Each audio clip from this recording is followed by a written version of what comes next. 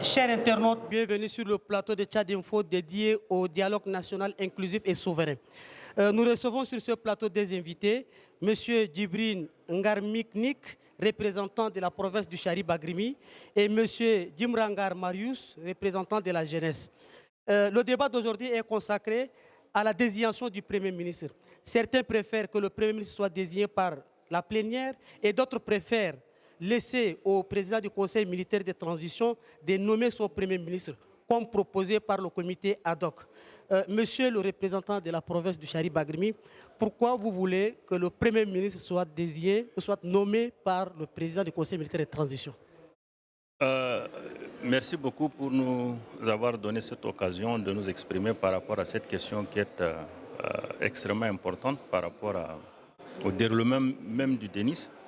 Donc la nomination du Premier ministre doit être la prérogative du président de la République pour la bonne et simple raison que, par expérience, nous avons constaté que si on donne l'occasion à la plénière de désigner un Premier ministre, on risque d'assister à des combines politiques et il va y avoir beaucoup de candidats et on risque de se retrouver avec un Premier ministre qui n'a pas suffisamment de carrure et un Premier ministre qui soit sous vraiment la pression des partis politiques. Donc c'est pour ça que, compte tenu du fait que le problème du Tchad, c'est d'abord et avant tout un problème économique, il va falloir effectivement, si possible, c'est-à-dire dresser le portrait robot du Premier ministre en prenant en compte les défis. Allons revenir sur exactement. le portrait du Premier ministre. Vous, en tant que représentant de la jeunesse, vous avez un avis contraire. Vous voulez que c'est la plénière qui décide. Tout à fait. Pourquoi?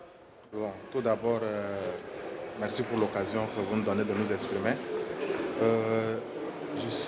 Nous voulons que la plénière puisse désigner le Premier ministre pour le fait que le Premier ministre puisse avoir la main libre pour pouvoir travailler et ne pas être contraint quelque part. On nous parle d'expérience. Toujours, on part quelque part, c'est l'expérience. Non, nous pouvons laisser l'expérience à côté parce que là, on est en train de parler de la politique. On est en train de parler de l'avenir de ce pays. Nous ne voulons pas de blocus pour mettre en action les résolutions qui vont sortir du DENIS. Donc c'est pour la simple raison, pour ne pas que notre Premier ministre soit bloqué ou bien que le président, disons, quand c'est le président qui nomme, il a la main. Donc quand il peut décider quelque chose, il peut avoir des avis contraires. Est-ce que ce qu'il dit n'est pas pertinent, monsieur le représentant? Mais je dirais exactement qu'à la sortie, à la fin de la conférence nationale souveraine, la plénière avait nommé un Premier ministre. Et le Premier ministre, effectivement, étant investi de la souveraineté, ou du moins de la légitimité de la conférence nationale souveraine, s'est mis à un moment donné dans un conflit avec le président de la République. Et ça a bloqué le fonctionnement des institutions. Et malgré cela, on était arrivé effectivement au départ du Premier ministre Fidel Mungar. Donc c'est par expérience qu'on dit qu'il faudrait que la plénière puisse déterminer le profil robot, mais qu'on laisse la latitude au président de la République. Bon, le dialogue peut déterminer les conditions dans lesquelles le Premier ministre peut exercer. Il peut par exemple déclarer l'inamovibilité du Premier ministre. C'est-à-dire lorsqu'il sera nommé, il sera inamovible pendant toute la période de la transition. Ça, c'est des garde-fous que le dialogue peut mettre pour permettre effectivement au Premier ministre d'avoir les mains libres de travailler. Mais vous, en tant que jeune, est-ce que vous ne pensez pas que le fait que la plénière décide de désigner, d'élire un Premier ministre, vu le nombre pléthorique et vu les prétendants à ce genre de poste, est-ce que vous ne pensez pas que cela va être un objet de blocus même du dialogue? Non, mais on est au dialogue d'abord, voilà, c'est pour le consensus. Donc, je pense que même sur les questions qui sont vraiment houleuses, on est arrivé à ce consensus. Donc, pourquoi pas arriver au consensus de trouver un Premier ministre qui va sortir de la salle. Donc, pour moi, je crois qu'on peut trouver un Premier ministre qui peut sortir de la salle. Mon aîné a dit tout à l'heure l'inamovibilité du Premier ministre. Donc, si le ministre sait qu'il est inamovible, il peut faire le face-à-face aussi avec le président dans le cadre qu'il venait d'expliquer tout à l'heure par rapport au blocus du CNS en 1993. Donc, moi, je pense que si notre Premier ministre sort de la salle, il n'y aura pas du tout de problème. Le plus important, c'est parce qu'on est en train de voir l'intérêt d'une personne. Il faut qu'on voit l'intérêt général. L'intérêt de qui? L'intérêt de la population, l'intérêt de la jeunesse. Non, cette personne, une seule personne dont on regarde l'intérêt. C'est qui cette personne-là? Non, mais nous connaissons tous aujourd'hui. C'est qui? Vous ne pouvez pas me demander c'est qui. Hein? Alors, ça sous-entend que c'est le PCMT. Est-ce que vous êtes d'accord? Parce que la nouvelle génération a une lecture qui prend d'avance sur vous. Est-ce que vous êtes d'accord que tout ce qui se fait, c'est taillé sur mesure pour plaire à un individu, à une personne, notamment le président du Conseil militaire de transition? Est-ce que vous soutenez cette thèse? Dans une certaine mesure, je lui donne parfaitement raison. Et ça, c'est un état d'esprit qui est absolument déplorable au sein de la classe politique tchadienne. Parce que nous avons vécu ces gens... Mais ça, ce sont des jeunes, ce ne sont pas des politiciens. Oui, mais les jeunes, c'est des politiciens. Chaque citoyen avant tout un politicien. Vous êtes d'accord? Non, je ne suis pas d'accord. Oui, mais quand vous voyez que les jeunes se battent pour accéder à des postes de responsabilité, ils ne peuvent pas prétendre à ces postes sans avoir un certain prérequis. Le dialogue avait eu toute sa souveraineté, mais elle n'a pas voulu s'en servir. Il n'a pas voulu s'en servir et c'est ça, je crois que c'est ça qu'il est en train de dire, qu'on est en train de tailler des textes, on est en train de tailler des institutions. Mais est-ce que, en laissant la latitude au Premier ministre, de désigner le président du Conseil militaire de transition, de désigner son Premier ministre, est-ce que ce n'est pas une façon de renforcer davantage le pouvoir du PCMT? Dans les régimes présidentiels, c'est comme ça que ça doit se passer, parce qu'en fait, si on était dans un système, c'est-à-dire si le président était issu d'une élection présidentielle, il doit nommer un Premier ministre qui doit conduire sa politique. Donc, il ne peut porter son choix que sur un homme qui répond effectivement au profil que lui-même il définit.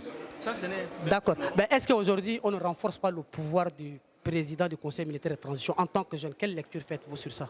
Si, pour moi, je crois qu'on est en train de renforcer le pouvoir du président de transition.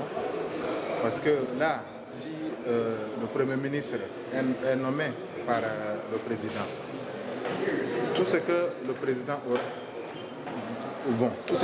va proposer, si ça va à l'encontre même de ce que le ministre veut, il ne peut qu'exécuter, c'est-à-dire l'ordre de celui qui l'a nommé.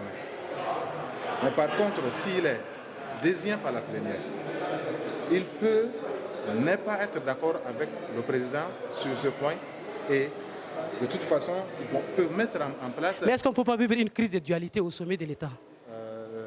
Ça peut arriver. Mais en tant que, comme ils le disent, en tant que des intellectuels, je pense qu'il y a des moyens pour trouver des solutions à n'importe quelle crise. Il suffit de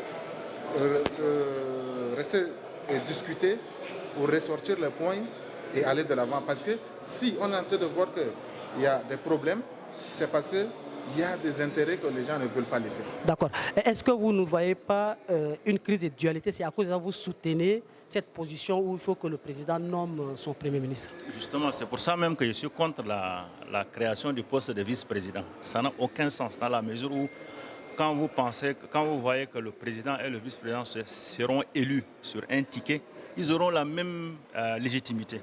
Et vous connaissez le contexte tchadien, donc chacun va constituer une cour. Et ils vont se battre. Exactement, c'est pour ça, c'est pour arriver effectivement à votre question. Donc, il va falloir que le président exerce la plénitude du pouvoir d'État.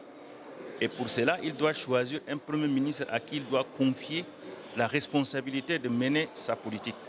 Donc ça évite effectivement de... Maintenant, comme je l'ai dit, le dialogue a la possibilité, dans le cadre des mécanismes qu'il va mettre en place, il a la possibilité de définir des mécanismes qui puissent limiter au maximum le risque de conflit, le risque de dualité. Parce que bon, la période de transition étant courte, on doit tout faire pour éviter effectivement que